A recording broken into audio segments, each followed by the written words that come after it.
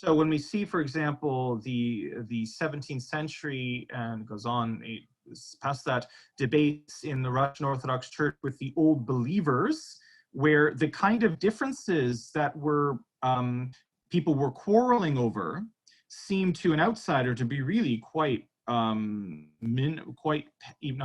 petty, but quite maybe trivial. Their passions felt very deep sides is people felt on the one hand by changing they were going to be losing their faith that they had received. That would be the point of view of the old believers, by changing, for example, from the sign of the cross like this to the sign of the cross like this. Yes. On the part of the Patriarch Nikon and the ones who wanted to implement reform, to not change, that is to not catch up with what contemporary Greek practice was doing, was to somehow be out of sync with the rest of Orthodoxy, and therefore to become backward or primitive or marginalized or what have you.